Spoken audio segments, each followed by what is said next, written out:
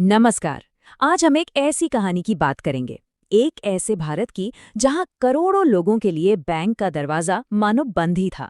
ये कहानी इस बात की है कि भारत ने इस बहुत बड़ी चुनौती का सामना कैसे किया और सिर्फ गांवों के लिए एक बिल्कुल ही नए किस्म का बैंक बना दिया। जी हाँ, ये कहानी है रीजनल रूरल बैंक्स यानी क्षेत्रीय ग्रामीण बैंकों की।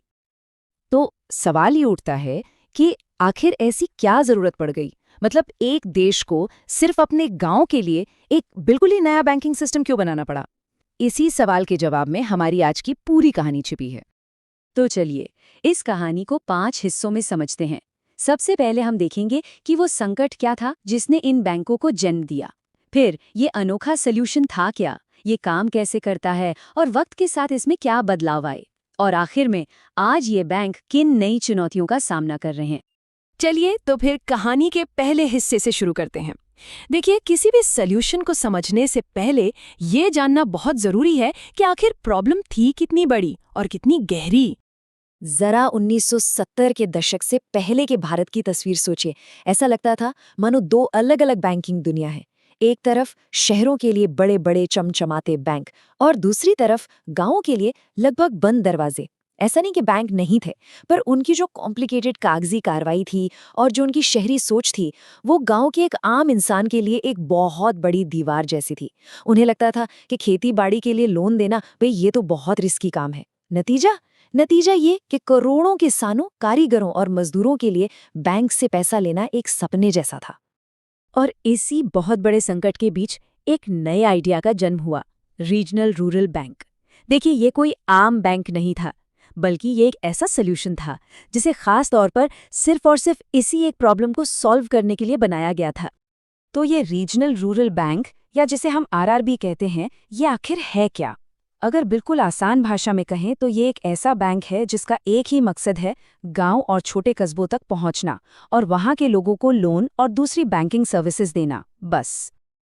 और जरा इस बदलाव की रफ्तार तो देखिए।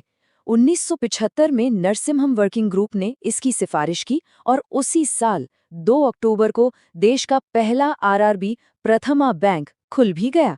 सोचिए, एक साल के अंदर ही इसे कानूनी शक्ल देने के लिए एक्ट भी पास हो गया। इससे पता चलता है कि इस प्रॉब्लम को सॉल्व करने की कितनी ज्यादा और कितनी जल्दी जरूरत महसूस की जा रही थी।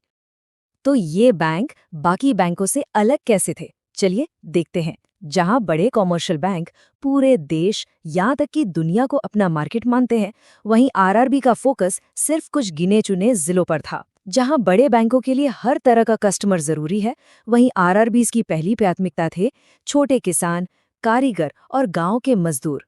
मतलब साफ था, उनका असली मकसद सिर्फ प्रॉफिट कमाना नहीं, बल्कि गांव का विकास करना था। अच्छा, अब ये तो समझ आ गया कि ये बैंक क्या थे, पर ये काम कैसे करते थे। चलिए जरा इसके स्ट्रक्चर को समझते हैं। इनकी सबसे अनोखी बात है इनकी ओनरशिप, यानी इनका मालिक कौन है। ये एक मिला जुला मॉडल है।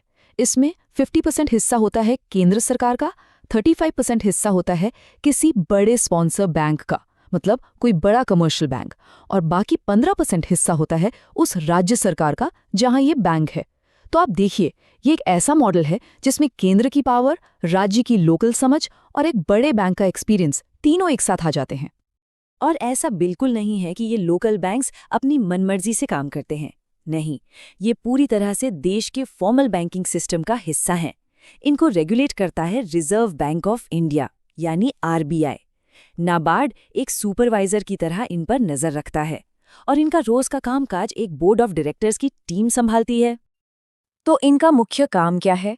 इनका काम है छोटे और मार्जिनल किसानों को लोन देना, कारीगरों और छोटे एंटरप्रेन्योर्स को कर्ज देना ताकि वो अपना काम बढ़ा सकें, गांव के लोगों में बचत की आदत डालना, जो सरकारी स्कीमें होती हैं जैसे मनरेगा, उनकी मजदूरी लोगों तक पहुंचाना, और शायद सबसे ज़रूरी काम, गांव के लोगों को जो लोकल साहूकार होते हैं उनके चंगुल से आज़ाद कराना।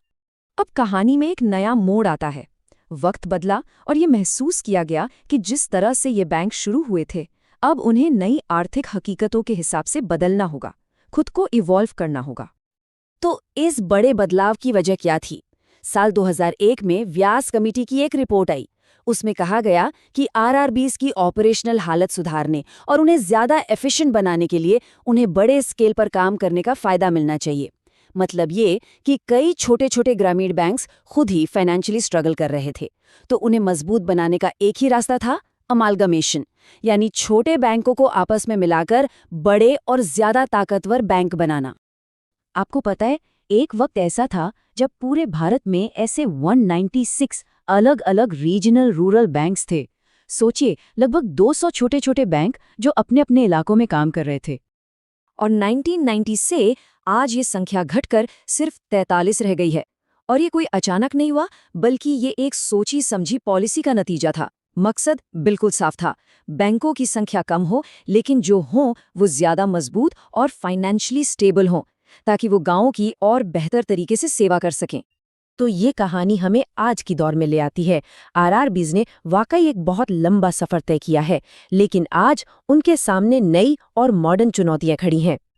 आज के दौर में इन बैंकों के लिए काम करना एक तरह से दो धारी तलवार पर चलने जैसा है। एक तरफ तो उन्हें अपना सामाजिक मकसद भी पूरा करना है, लेकिन दूसरी तरफ उन्हें प्रॉफिटेबल भी बने रहना है।